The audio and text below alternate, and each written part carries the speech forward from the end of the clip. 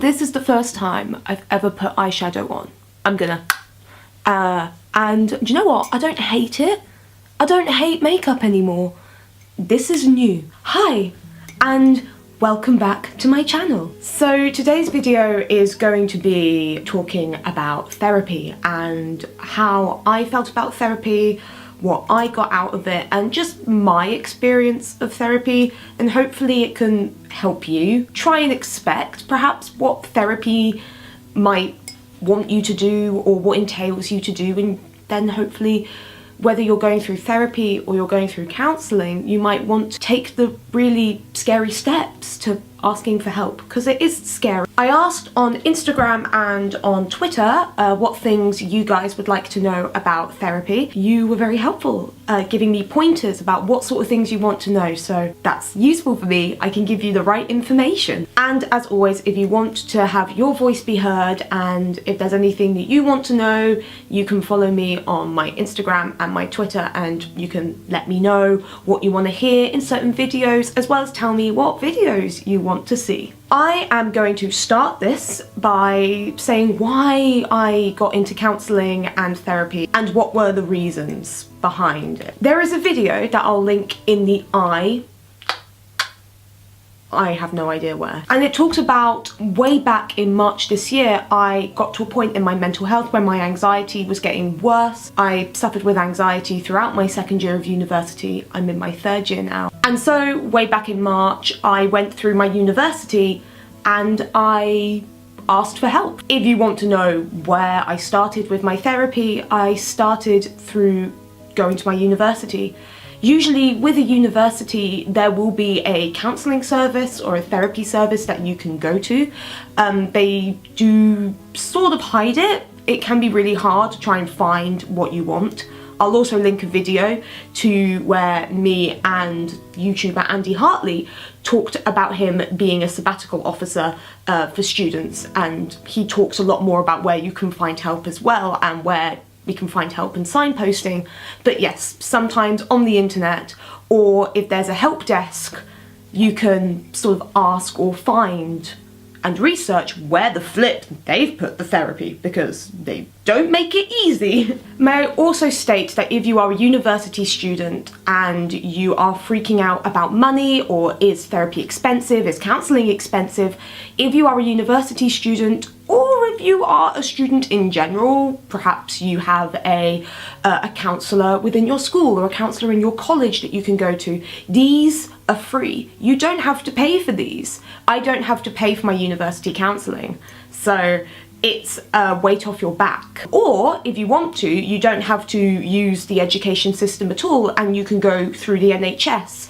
I suppose the only con with the NHS at the moment for the UK is that there is a really long waiting list. You'll be probably on there for about, I'm going to say 3 to 4 months before you can see someone, because the NHS is sadly stretched. When I got my therapy through the university, my therapy was a talking therapy. I basically sat there for an hour and I talked about it.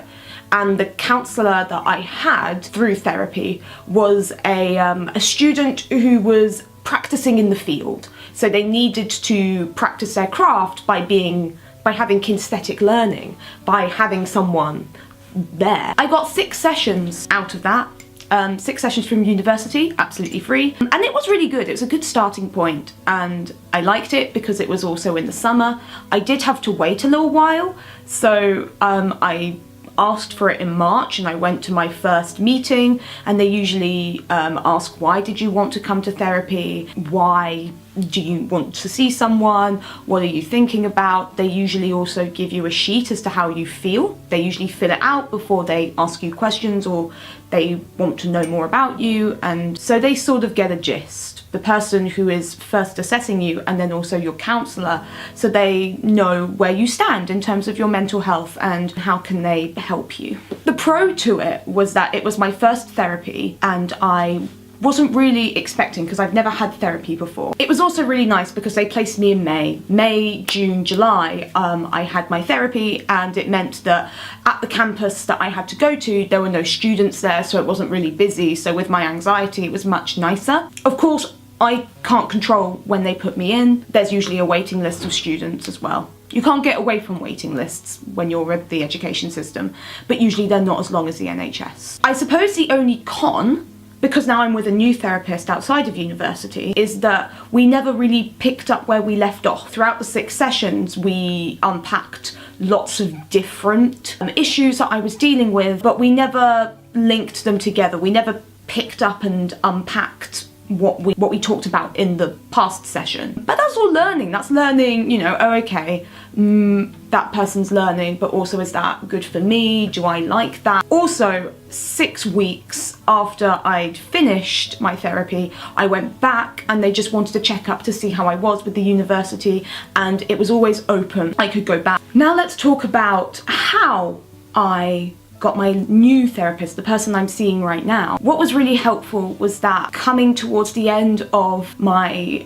sessions with my first therapist, at the end she would talk about what I call the admin. So, okay, so what do you want to do next? What are your next steps? Where do you want to go after this? What's your budget? What do you want to do? And because of that, and me talking about what I wanted to do, and I wanted to keep on with therapy because I know what I'm like. And therapy really helps in learning, I think, about what you are as a person and how you see the world and how you react to situations in the world. My first therapist would send me places that I could go to that wouldn't break the bank, that wasn't expensive. She was dealing with students, and it meant that I had to do the admin of calling people up. Perhaps someone with anxiety will know that calling up when you have anxiety is one of the worst things in the world, because you jump to the worst case scenario in your brain and you don't necessarily want to do it. And it's really helpful because people in therapy, they're not there to shout at you, they're not there to say, don't come to us, how dare you.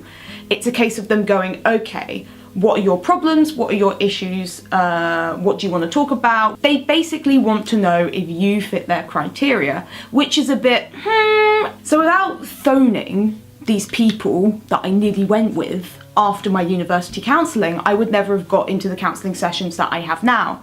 I'm with THT Youth Counselling, so that's with the Terence Higgins Trust, and that's for free. I get 6 sessions, but if I want more sessions, so 12 sessions, I can talk to my therapist and see if that's okay, if we can still keep on seeing each other after the 12. I can stop and start whenever I want, and it's absolutely fantastic. This session is talking therapy again. But the great thing about this is that my therapist picks up where I left off, and it was very interesting because this therapist digs deeper and unpacks in the hour. And I'm learning more things about the way that I act in the world and how I react in different situations. And that's just fantastic and really eye-opening to me. And sometimes you might have that and sometimes you might not get that. It's just down to you and how you feel. But of course, if talking therapy doesn't work for you, so that's when you sit with your therapist and you talk out your problems and issues, and they just want to know more about it. And there are lots more different types of therapy that I will make a video on, because otherwise this video will be half an hour long. I don't know how you'd feel about that. If you would like me to do a separate video on different types of therapy, then by all means let me know in the comments below and I will do my best to do that for you. I hope that this video has been useful, and I hope that you've been able to follow it. It's really hard because I've been jumping from one therapist to the other, and then there were lots of other therapists that I had to call up and they failed in between, so I hope it made sense. If you have any more questions about therapy that I didn't talk about in this video, let me know in the comments below and I will do my best to reply to them. If you like this video, make sure to give it a like. It just helps me know that you like these types of videos. If you want to, you can do the admin down below. You can follow me on my Twitter and my Instagram. You can subscribe to me by clicking the subscribe button down below. And if you want to, you can click the bell, which is a little notification bell. So you'll be notified every time I make a video. And wouldn't that be nice? You suddenly get a sweet little pop-up from YouTube. Makes you feel a bit special. YouTube likes it when you're special. And as always, I will see you in my next beautiful video.